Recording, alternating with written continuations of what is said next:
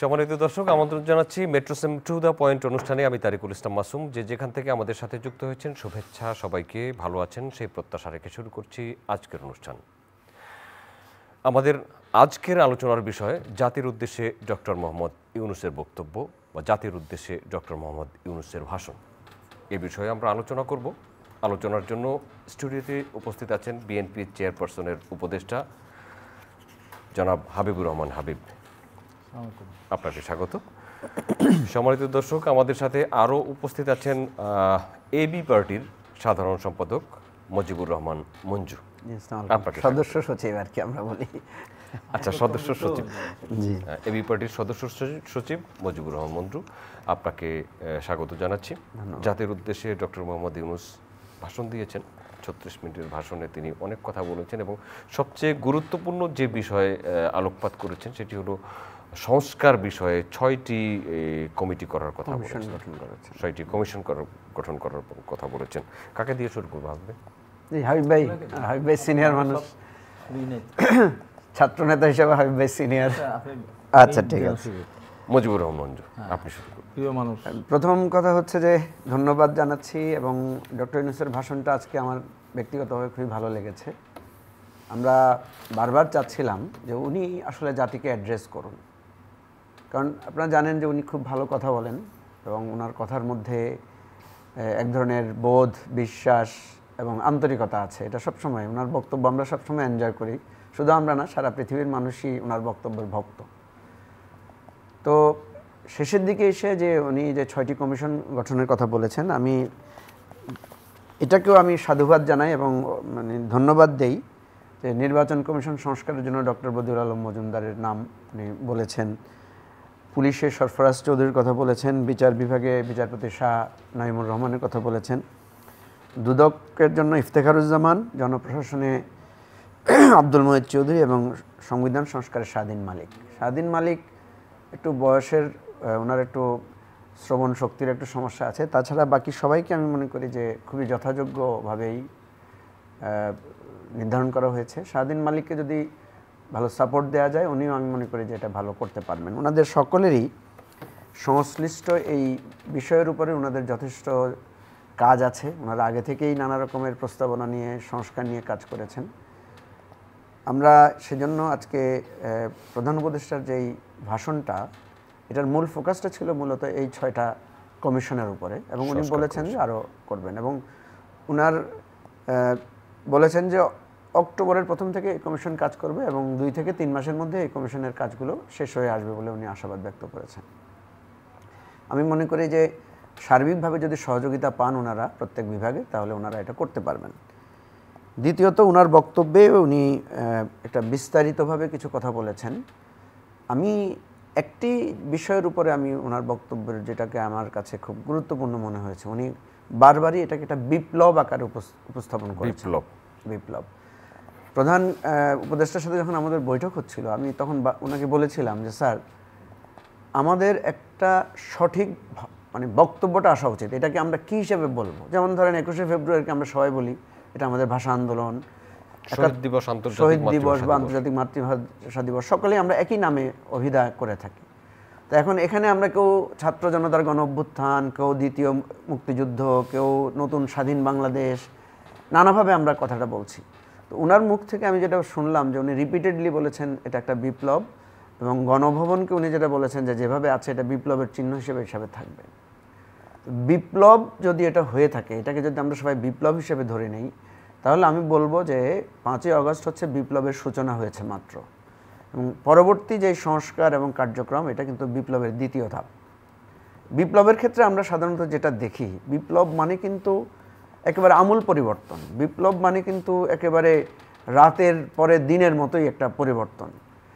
কিন্তু আমরা যে জিনিসটা আশা করেছিলাম যে এই বিপ্লবের চেতনা নিয়েই কিন্তু সার্বিকভাবে একটা পরিবর্তন হবে। যদিও উনি আজকে বলেছেন যে আমাদের অনেকে অধৈর্য হয়ে গেছি, আমরা অধৈর্য হয়েছি, এটা তো সত্য, জাতিগতভাবে আমাদের এই ত্রুটিটা আছে, আমরা একটা অধৈর্য।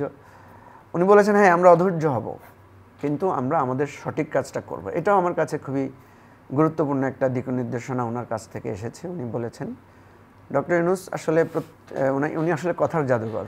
ওনার কথাগুলো উনি এমনভাবে বলেছেন যে আমার কাছে মনে হয়েছে যে দেশের মানুষ এটাকে ভালোভাবে গ্রহণ করবে। আমরা যে কথাটা বারবার বলতে চেয়েছি ওনাকে, যে আপনি একটা সুস্পষ্ট রূপরেখা, সুস্পষ্ট একটা দিক নির্দেশনা আপনি দেন, আপনি কিভাবে কি করবেন। আপনার কাছে আসবো। জি, থ্যাংক ইউ। আব্দুর রহমান হাবিব, 6টি আপনাকে ধন্যবাদ। কথা বলেছেন। আপনার মাধ্যমে চ্যানেল টু দ্য পয়েন্টের সম্মত দর্শক শ্রোতা, দেশে এবং দেশের বাইরে থেকে যারা দেখছেন তাদেরকে আমার সশ্রদ্ধ সালাম। বিজ্ঞ সমালোচক অত্যন্ত স্নেহদর মঞ্জু ভাইয়ের শুভেচ্ছা। আমি সত্য কথা বলতে গিয়ে আমি ডক্টর ইউনূস সাহেবের পুরো বক্তব্য আমি শুনতে পাইনি। আমি রাস্তায় ছিলাম, আমি শেষের দিকে 6টি যে উনি সংস্কারের কথা বলেছেন, স্বাধীন 6টি কমিশনের কথা বলেছেন, বদিউল মজুমদার, স্বাধীন, তো ওনার মুখ থেকে যেটুকু শুনলাম আমি শেষের দিকে শুনেছি, তো পুরাটা না শুনলে বুঝতে পারছি যে উনি কী বলতে চাচ্ছেন। তো এর আগের বক্তব্যটা আমি শুনেছিলাম মোটামুটি। তো আমাদের কাছে মূল কথা হলো এটা বিপ্লব হয়েছে, বিপ্লবের পরে মানুষ কি চায়? মানুষ তার জীবনের পরিবর্তন চায়। কোন জীবন? যে জীবনে ছিল নির্যাতনের চিহ্ন, যে জীবনে ছিল অত্যাচারের চিহ্ন, যে জীবনে ছিল অনিষ্টতার চিহ্ন, যে জীবনে মনের হতাশা ছিল, সেখান থেকে একটা নতুন জীবন তারা চায় এবং সেটা উন্নত জীবন। এটা হলো মূল বক্তব্য। এখন একবারে সব প্রত্যাশা করা হবে না। উনি আজকে ওনার একটিতে দেখলাম যে একজন তার ছেলেকে বিয়ে করে নিয়ে এসেছে, এসে মা বলছে যে পুত্র চাই, আগে বলছে কন্যা চাই, এ বলছে যে ভাতিজা চাই। তো উনি এটা উদাহরণ দিয়ে বলার চেষ্টা করেছেন যে ধৈর্য ধরতে হবে, তো একবার তো সব পাওয়া যাবে না, সেটা ঠিক আছে। এখন যে কাজটা করা দরকার, সবচেয়ে আগে যে কাজটা করা দরকার, আমি আজকেই আমি খুব ভালোভাবে আমি অনুধাবন করলাম একবার সঠিক একটা মানুষের কাছ থেকে, যে বর্তমান অবস্থাকে, দ্রব্যমূল্যের অবস্থাকে, এই যে মানুষ বিপ্লবে অংশগ্রহণ করলো কেন? ওরা তো চাকরির ব্যাপারে ওদের কোটা ছিল না। এই যে 300-র মতো ঘরে বসে থেকে মারা গেল, বাচ্চা 4 বছর শুরু থেকে শুরু করে আর শ্রমিকরা মারা গেল, ওদেরকে মেধার কোনো ব্যাপার ছিল? কষ্ট, সরকারের নির্যাতন, ওদের হিসাবে 622 জন মারা গেছে মোট এখন পর্যন্ত। এই সমস্তগুলি ছিল মানুষের ভিতরে জ্বালা, দ্রব্যমূল্যের ঊর্ধ্বগতি। এই সমস্ত মানুষগুলি বেশি মারা গেছে।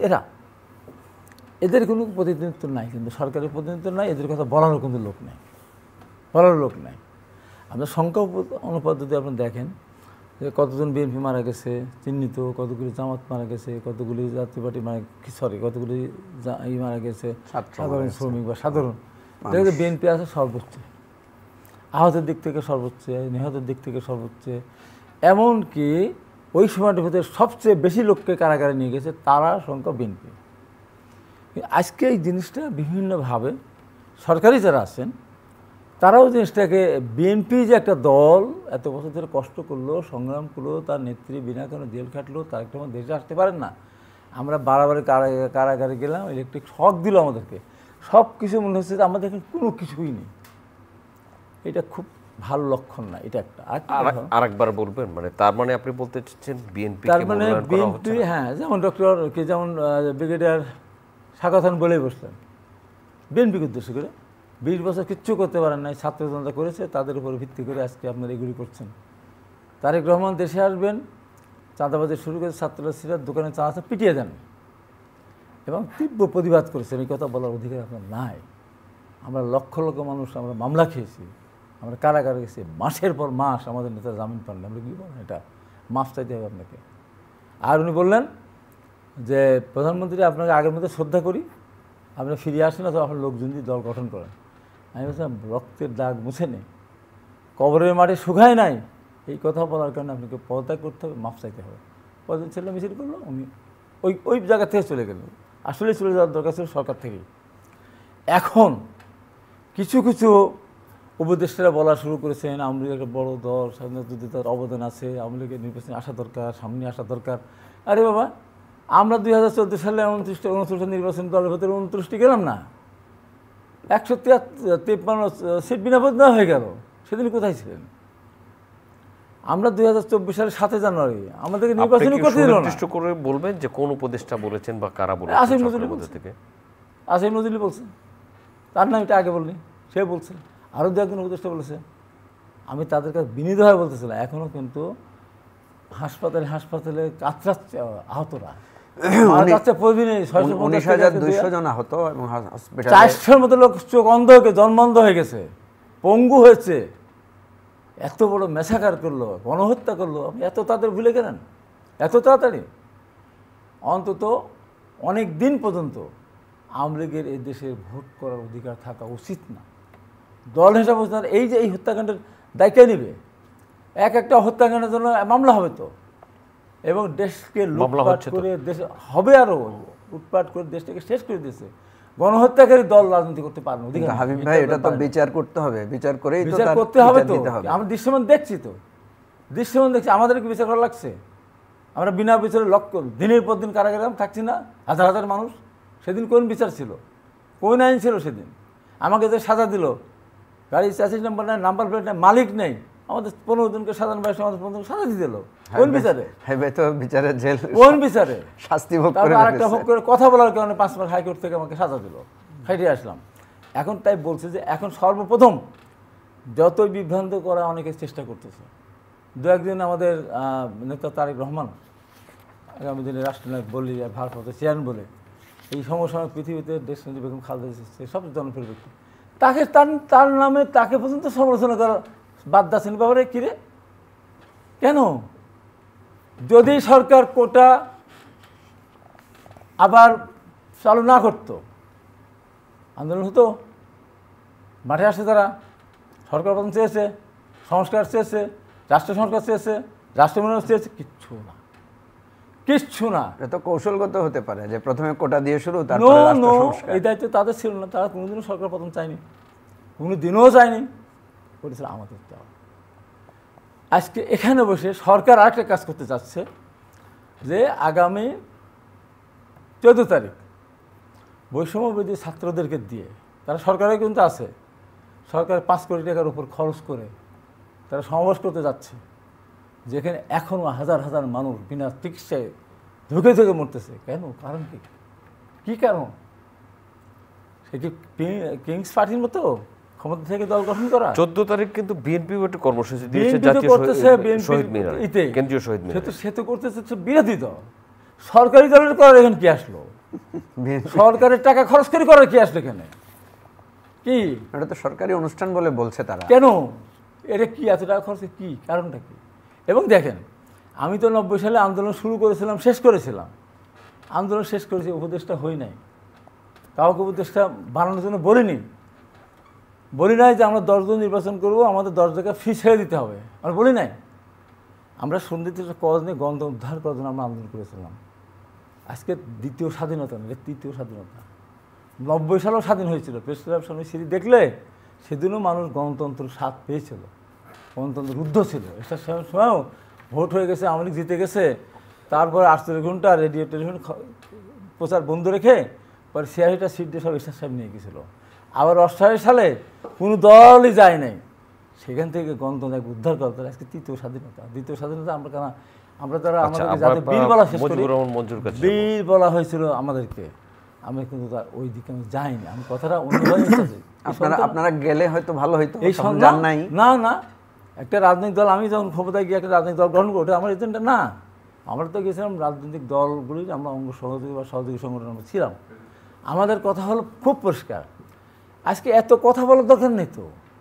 রাষ্ট্রপ্রধান আজ বাজারে গিয়ে দেখেন তো, এই যে ফলের দাম 100 টাকার বেড়ে গেছে, 100 টাকার বেড়ে গেছে।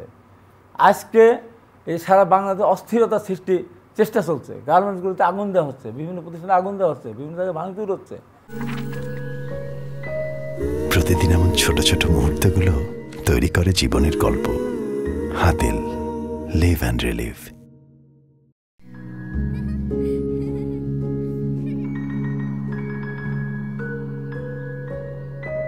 প্রতিদিন এমন ছোট ছোট মুহূর্তগুলো তৈরি করে জীবনের গল্প। Hatil, live and relive. বিভিন্ন জায়গায় সমাবেশে হট্টগোল হচ্ছে, এই সমস্ত দিকে না দিয়ে এই যে সমালোচনা করা। আরেকটা কথা বলি ভাই, আরেকটা কথা শেষ করে দিই। কিছু কিছু টেলিভিশনকে দিয়ে বলানো হচ্ছে যে আওয়ামী লীগও চায় না, বিএনপিও চায় না। এই যে ইচ্ছাকৃত জিনিসগুলো আওয়ামী লীগের সাথে এখন বিএনপিকে তুলনা করে ইচ্ছাকৃত টেলিভিশন এগুলো পালন হচ্ছে, এগুলো থেকে সাবধান। দ্বিতীয়ত কথা হলো, যারা বলবে যে নৌকা ধানের শীষ 2 সাপের একই বিষ, আমি বলে যাচ্ছি এখানে তাদেরকে ধরে কোনো বিচার করার দরকার নেই, ধরে সাথে সাথে জিব্বাটা কেটে কালো কুত্তা না পারে লাল কুত্তা দিয়ে খাওয়া দেবেন। এত বড় সাহস, এত ত্যাগ করার পর লক্ষ লক্ষ কোটি আপনি কিন্তু আবার জেলে যাবেন। আমি জেলে যাবো এটা বলতে পারে না।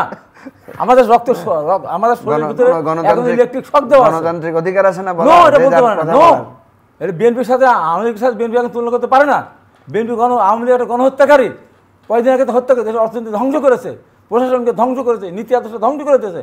তার সাথে আপনি বলবেন, যে বলবে তার বিরুদ্ধে এই ব্যবস্থা, এত সহজ। হাবিব ভাই এত ভালো কথা বলেন যে ওনার কথা সারাক্ষণ শুনতে ইচ্ছে করে। তো আমি যেটা বলছি যে হাবিব ভাইয়ের কথা থেকে যেটা উঠে এসেছে যে দেখেন মাসুম, আমাদের আন্দোলনের সময় আমরা কিন্তু সবাই একসাথে ছিলাম।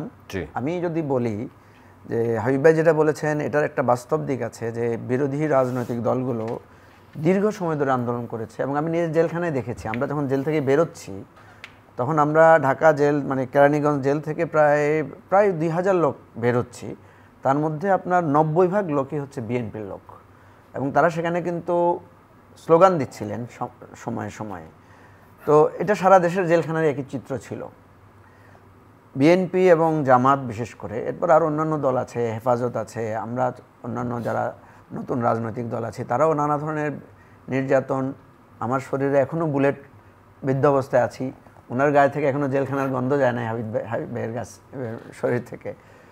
কথা হচ্ছে যে এই আন্দোলনের একটা, যেমন আজকে প্রধান উপদেষ্টা যে বক্তব্য দিয়েছেন আপনি দেখুন যে প্রথমেই কিন্তু উনি এই জুলাই গণহত্যার লোকদের কথা স্মরণ করেছেন, এরপরে একটু করে উনি বলেছেন যে এক দফা আন্দোলনের কথা। কিন্তু এই 15-16 বছর যারা গুম হয়েছেন, যারা লড়াই করেছেন, যারা সংগ্রাম করেছেন, যারা মা তার সন্তান হারিয়েছেন, পিতা তার পুত্রকে হারিয়েছেন, ছেলে তার বাবাকে হারিয়েছেন, এবং এই বর্ণনা ধরেন আপনি ইলিয়াস আলীর সন্তানের কাছে কি বলে দাঁড়াবেন? আপনি সাগর রুনির সন্তানের কাছে তার সাগর রুনির 100 বার পিছিয়েছে, 111 বার।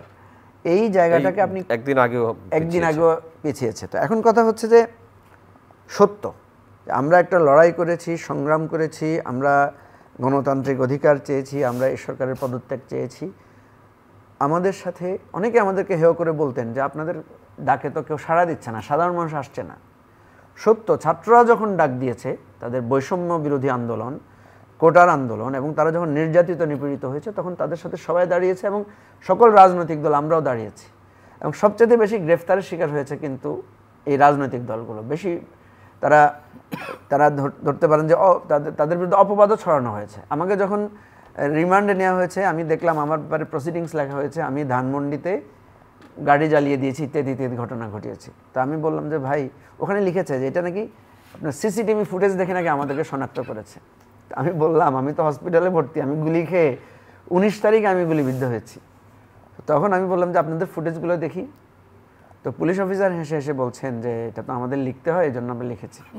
তো আমি তাকে জিজ্ঞেস করলাম, দেখেন কি মানে করুণ কথা, আমি তাকে জিজ্ঞেস করলাম যে আপনারা ফুটেজগুলো দেখেন তো, এই যে ভাঙচুর জ্বালাও পোড়াও করেছে এখানে কি কোনো বিএনপি নেতারা আছে?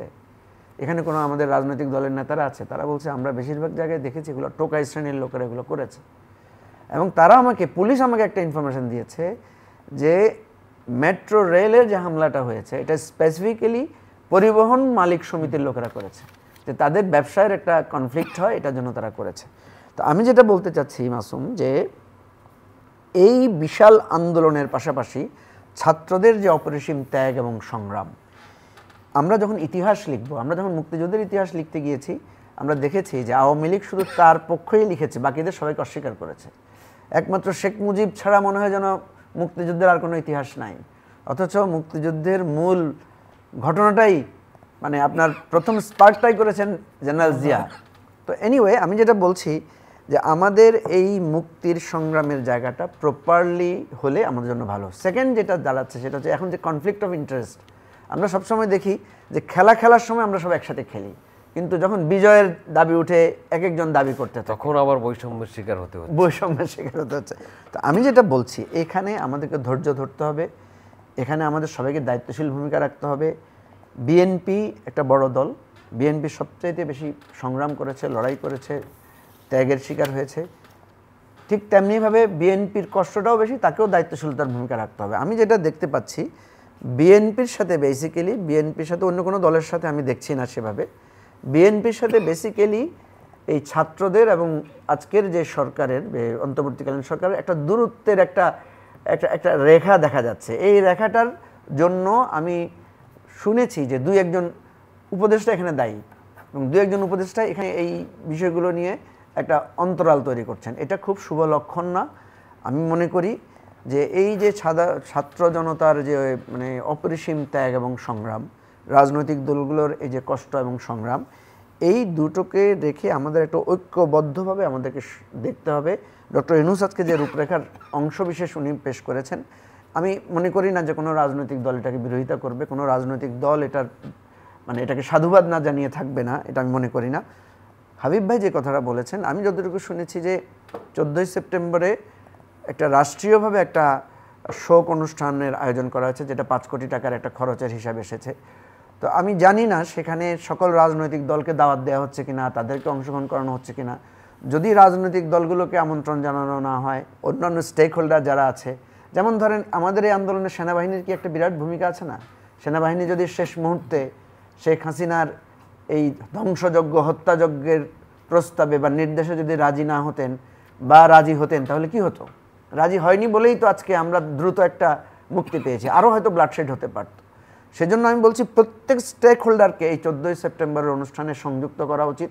এটা যদি রাষ্ট্রীয় অনুষ্ঠান হয়ে থাকে, রাষ্ট্রের খরচে যদি অনুষ্ঠান হয়ে থাকে, সবাইকে এখানে ডাকা উচিত, সবাই মিলে এই শোকটা আয়োজন করা উচিত, এবং উচিত ছিল সবাইকে নিয়েই এই শোকের অনুষ্ঠানের পরিকল্পনাটা করা। তো আমি মনে করি যে আগে করা হয়নি বলে এটা নিয়ে আমরা খুব ক্ষোভ প্রকাশ করবো তা না। আমি মনে করি এখনও সবাইকে সংঘবদ্ধ করে আজকে যে বিবরণটা ডক্টর ইউনূস দিয়েছেন, আমি খুবই খুশি হয়েছি যে ওনারা যে কাজগুলো করেছেন, এটা কঠিন কাজ, এই প্রশাসনের সংস্কার ইত্যাদি ইত্যাদি। আরেকটা বিষয় খুবই গুরুত্বপূর্ণ, আপনি দেখেছেন মাসুম, কালকে কিন্তু সচিবালয়ে অফিসারদের মধ্যে একটা অসন্তোষ হয়েছে, একটা হাতাহাতির মতো ঘটনা ঘটেছে ডিসি নিয়োগ নিয়ে। এখন দুটো বিষয়, একটা হচ্ছে যারা এতদিন বঞ্চিত হয়েছে, যাদেরকে আপনি পদায়ন করেন না, যাদের যোগ্যতা সত্ত্বেও তাদেরকে নানা রাজনৈতিক দলবাজির কথা বলে তাদেরকে রেখেছেন, এবং যারা এতদিন ভালো ভালো পোস্টিংয়ে ছিল, খুব স্বাভাবিকভাবেই তো একটা কষ্ট, দ্বিধা এখানে আছে। এই জায়গাটায় কেন গ্যাপটা হলো? এখানে যে একটা সন্দেহ সংশয় করা হচ্ছে যে বিশেষ কিছু ব্যক্তি, যেমন ধরেন বারবার একজন ব্যক্তির নাম এখানে আসছেন, যে সাম ইমাম, যিনি আপনার এই প্রধান উপদেষ্টার অফিসে যে কর্মরত আছেন, একজন উপদেষ্টা, যার কথা বলা হচ্ছে কি ইমাম চৌধুরী, আলী ইমাম মজুমদারের ব্যাপারে বলা হয়েছে যে উনি 111-এর সময় ছিলেন দায়িত্বে, এবং 111-এর সময় এবং ওনার কার্যক্রমে দেখা যাচ্ছে অনেক ধীরগতি। তাহলে বাংলাদেশে কি আর অফিসার নাই?